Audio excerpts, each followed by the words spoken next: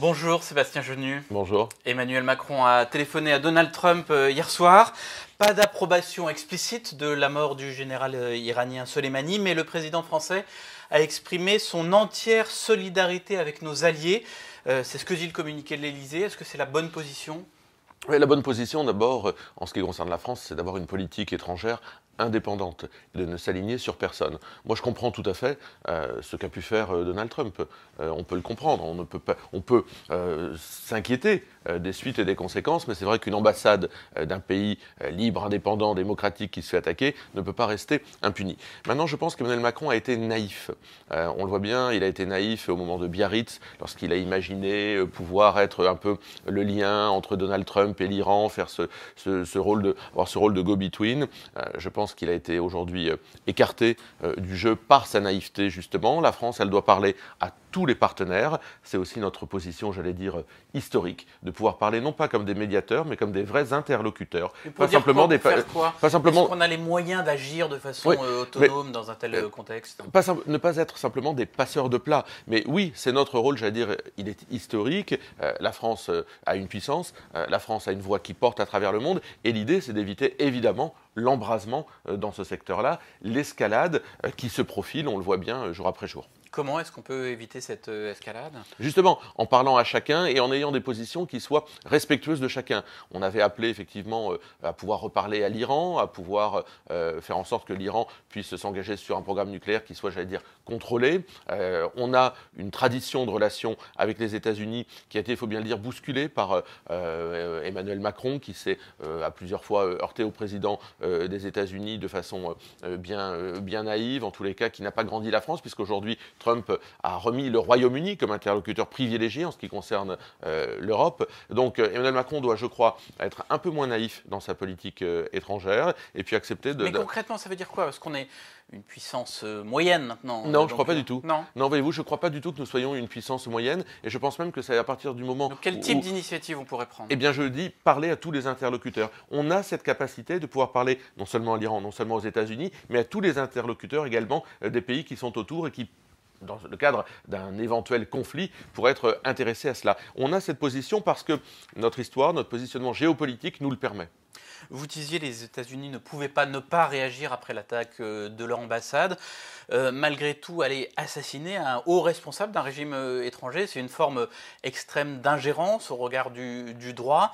Et puis, c'est ouvrir la porte à un risque d'escalade et d'embrasement dans la région. Oui, je vois bien, et on le voit bien, et c'est inquiétant.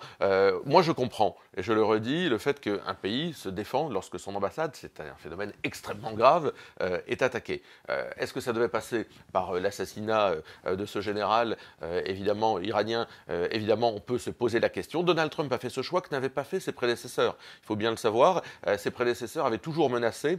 Donald Trump est allé au bout. On connaît Donald Trump, on sait que c'est un président qui, surtout est en campagne électorale aujourd'hui, et ne compte pas se laisser marcher sur les pieds. Donc il faut aujourd'hui absolument essayer de faire redescendre d'un cran la tension qui existe, ce en quoi la France peut être utile. En France, un homme a été blessé et arrêté hier par la police à Metz après avoir menacé les fonctionnaires d'un couteau en criant Allahu Akbar. Il était fiché S, connu pour sa radicalisation et pour des troubles du comportement, c'est ce que explique le parquet de Metz. Ça ressemble beaucoup à ce que les enquêteurs disent d'un autre homme abattu, lui, vendredi, après avoir tué une personne et blessé plusieurs autres à Villejuif, en région parisienne. Qu'est-ce qu'on peut faire pour éviter ce type d'attaque ? D'abord, moi, je vais avoir une pensée pour les victimes et puis pour les forces de l'ordre qui sont intervenues également à Metz et qui ont été confrontées à des racailles de quartiers qui, d'ailleurs, les ont pris à partie pour défendre l'agresseur qui était fiché S. Qu'est-ce qu'on peut faire ? D'abord, prendre conscience et dire les choses. Nous vivons sous cette menace terroriste. Ça fait 2 ans et demi que nous, les députés du Rassemblement national, avec Marine Le Pen, nous attirons l'attention du gouvernement sur cette menace qui est extrêmement forte. Ça fait 2 ans et demi que le gouvernement balade les Français sur sa capacité à engager une véritable guerre contre le terrorisme en France. Que faire ? D'abord les fichés S.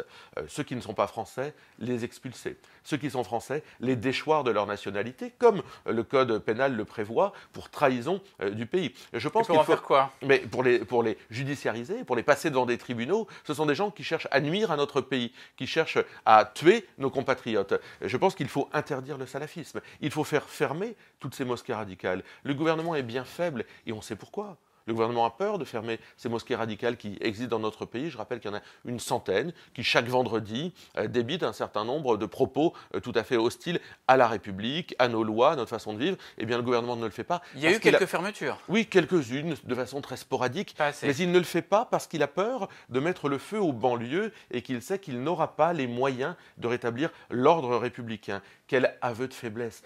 Comment avons-nous pu en arriver là? Il serait temps de prendre conscience et de mettre en face des dispositifs qui soient réellement des dispositifs de combat de l'islam radical dans notre pays. Je ne vois rien venir. Emmanuel Macron nous avait dit qu'il ne ferait pas ça en une nuit. Visiblement, il ne le fait pas en 2 ans et demi. Pour dire les choses de façon un peu directe, est-ce qu'on peut supprimer l'accès à Internet et enlever tous les couteaux de cuisine chez toutes les personnes qui présentent un problème psychologique ou psychiatrique? Non, mais d'abord, il faut arrêter avec cette histoire de psychanalyste qu'on nous sert à toutes les sauces. On a le sentiment que... c'est les procureurs qui expliquent ça. On a le sentiment que le pays France est peuplé de déséquilibrés qui, un jour ou l'autre, en criant à la Akbar, tuent leurs compatriotes. Bon, je crois que ce n'est pas du tout ça. Je crois qu'il y a un problème avec l'islam radical. À partir du moment où on laisse une parole islamiste radicalisée s'exprimer dans notre pays, et à partir du moment où on accepte que des fichiers S soient en liberté, se baladent ici et là, eh bien, on s'expose à ce genre de difficultés. Il n'y a pas de prise de conscience de la part du gouvernement. Alors évidemment, on n'empêchera jamais quelqu'un avec un couteau de se balader quelque part, mais il faut se donner les moyens de pouvoir limiter au maximum tout cela. Je ne vois rien venir. Nous ne voyons rien venir. Nous avons réclamé tout cela. D'ailleurs, le gouvernement s'est montré bien souvent hostile à la communication, par exemple, de l'identité des fichiers S pour les maires des communes. Bon, on ne voit rien venir. Rien. Qu'est-ce qu'ils en feraient, les maires? Mais savoir qu'un fichier S, par exemple, vit dans sa ville, vit à proximité d'une école, vit à proximité d'un centre de loisirs, pour un maire, c'est important. C'est important de le savoir parce que ça permet peut-être d'attirer l'attention des pouvoirs publics, en complément d'ailleurs des forces de police, de façon plus pointue. Eh bien, tout ça, le gouvernement ne l'a pas souhaité. Nous l'avions proposé. Le gouvernement ne l'a pas souhaité. Il y a non seulement une naïveté, mais une incapacité à prendre en main ce problème de lutte contre l'islam radical et de lutte contre le terrorisme dans notre pays. Est-ce que c'est de la naïveté? Est-ce que c'est de la faiblesse? C'est forcément un peu des deux, et ce gouvernement devient chaque jour qui passe davantage coupable de tout cela. Vous donnez l'impression de ne pas tellement croire les procureurs de la République quand ils évoquent ce mélange de radicalisation et de problèmes psychiatriques. Vous avez l'impression quoi? Qu'il y a une volonté d'atténuer ou de faire diversion? Exactement, j'ai l'impression qu'il y a une volonté... Qu'est-ce qui vous permet de dire ça? La répétition, le fait que quelques semaines après, vous savez, le scénario se répète toujours de la même façon. On nous dit il était déséquilibré, puis après on nous dit c'était un très gentil voisin, il avait des amis sur Facebook qui ont témoigné qu'il était... Et puis après, les semaines passent, on apprend que le type était radicalisé, fiché S, qu'il fréquentait les pires mosquées, etc. Et qu'on aurait dû, depuis longtemps, s'occuper de son cas bien plus sévèrement. Alors, le fait de vouloir toujours minimiser les choses, et même de s'habituer. On a l'impression que notre pays s'habitue à la menace terroriste. Moi, je n'ai pas été élu pour que notre pays s'habitue à la menace terroriste, et encore moins pour qu'il accepte de voir se déconstruire ce qui sont nos repères, notre façon de vivre.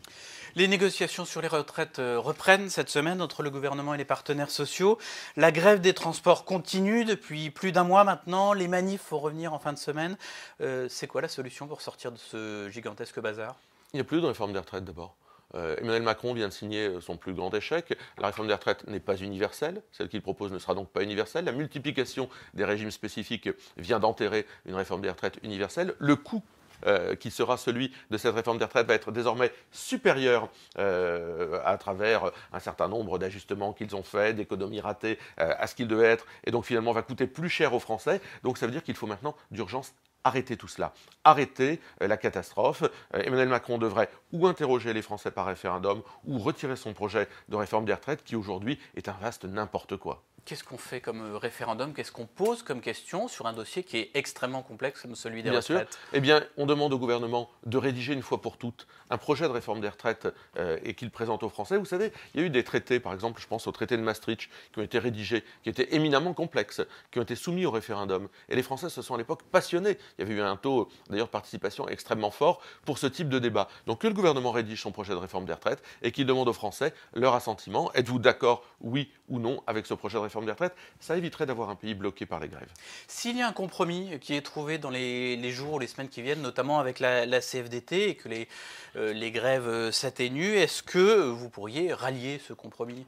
Non, parce que ce n'est pas la logique que nous soutenons. La logique d'Emmanuel Macron, c'est une logique de déconstruction. Alors on voit bien, aujourd'hui, il y a des ajustements catégoriels. Emmanuel Macron essaye, quelque part, d'acheter une sorte de paix sociale en parlant et en divisant un certain nombre de syndicats, en donnant ici et là. Mais la réalité, c'est que la logique de cette réforme de retraite, c'est la déconstruction de l'édifice social qu'ont construit les Français depuis de très longues années. Nous, on est pour un plan de sauvegarde des retraites. C'est-à-dire que le coût... Qu'est-ce que vous proposez, vous? Le programme de Marine Le Pen en 2017, c'était retraite à 60 ans avec 40 années de cotisation.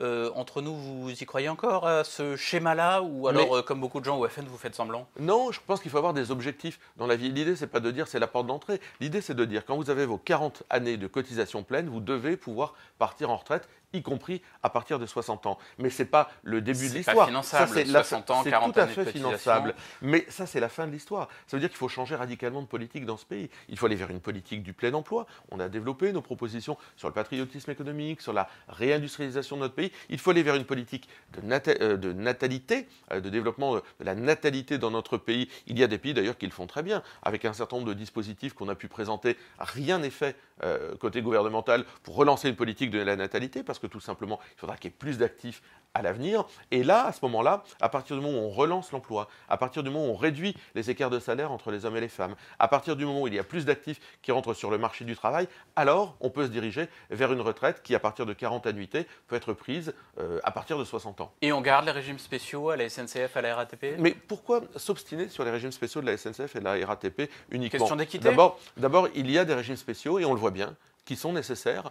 Moi, je pense, par exemple, pour prendre un cas qui a beaucoup, je crois, ému les Français, oui, le régime spécial des danseurs de l'Opéra de Paris, il est nécessaire. Il est nécessaire. Pas le plus gros, loin de là. Non, absolument. On peut regarder la différence entre les roulants et les non-roulants, par exemple, à la SNCF et à la RATP. Moi, je veux bien qu'on regarde, mais il ne faut pas oublier une chose. Un régime spécial existe parce qu'il est le miroir d'un certain nombre de contraintes particulières. Il n'est pas tombé du ciel pour faire plaisir à des agents SNCF et RATP. Il est simplement le miroir, la compensation d'un certain nombre de contraintes. Alors, on peut les regarder, mais effectivement, il y a des professions, les policiers, etc., ou d'autres, les agents hospitaliers, qui mériteraient et qui méritent d'avoir des particularités en ce qui concerne leur capacité à partir en retraite plus tôt, parce que la difficulté, la dangerosité, la pénibilité de leur métier fait qu'ils doivent être compensés. Merci beaucoup, Sébastien Chenu.